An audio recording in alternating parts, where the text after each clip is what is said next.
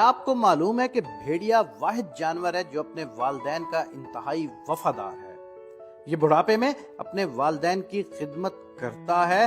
یہ ایک غیرت مند جانور ہے، اس لیے ترک اپنی اولاد کو شیر کی بجائے بھیڑیے سے تشبیہ دیتے ہیں۔ بھیڑیا واحد ایسا جانور ہے جو اپنی آزادی پر کبھی بھی سمجھوتا نہیں کرتا اور کسی کا غلام نہیں بنتا، بلکہ جس دن پکڑا جاتا ہے اس وقت وہ خوراک لینا بند کر دیتا ہے۔ اس لیے اس کو کبھی بھی آپ چڑیا گھر یا پھر سرکس میں نہیں دیکھ پاتے۔ اس کے مقابلے میں شیر، چیتا، مگرمچھ اور ہاتھی سمیت ہر جانور کو غلام بنایا جا سکتا ہے۔ بھیڑیا کبھی مردار نہیں کھاتا اور نہ ہی بھیڑیا محرم یعنی اپنی مؤنث والدہ یا بہن پر کبھی بھی نہیں جھانکتا۔ یعنی باقی جانوروں سے بالکل مختلف بھیڑیا اپنی ماں اور بہن کی پہچان رکھتا ہے اور بری نگاہ سے دیکھتا تک نہیں۔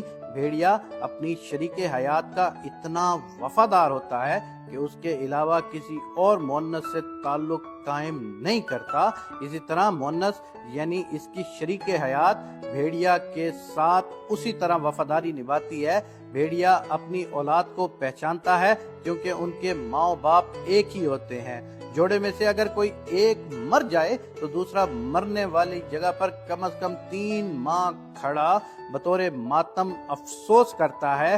بھیڑیے کو عربی زبان میں ابن البار کہتے ہیں، یعنی نیک بیٹا، کیونکہ جب اس کے والدین بوڑھے ہو جاتے ہیں تو یہ ان کے لیے شکار کرتا ہے اور ان کا پورا خیال رکھتا ہے۔ اس لیے ترک اپنی اولاد کو شیر کی بجائے بھیڑیے سے تشبیہ دیتے ہیں۔ ان کا ماننا ہے کہ شیر جیسا خون خوار بننے سے بہتر ہے بھیڑیے جیسا نسلی ہونا۔ بھیڑیے کی خصوصیات آپ کو بتائی ہیں، لیکن قابل ذکر جو خصوصیات ہیں کہ وہ اپنی بیگم کے علاوہ کسی کے ساتھ منہ نہیں مارتا اور وہ بوڑھے ماں باپ کا بہت زیادہ خیال رکھتا ہے، کیونکہ ماں باپ جب بوڑھے ہو جائیں اور وہ شکار نہ کر پائیں تو ان کا بیٹا بچہ بھیڑیا ان کے لیے شکار کا بندوبست کرتا ہے۔ اگر ہم بھیڑیے کی انہی 3 خصوصیات کو ہی اپنا لیں تو ہمیں زندگی گزارنے میں بہت زیادہ آسانی ہو جائے گی۔ میری اللہ تبارک و تعالیٰ سے یہ دعا ہے میرے پاک پروردگار کہ جس طرح تو نے اس بھیڑیے کے ذہن میں ڈال دیا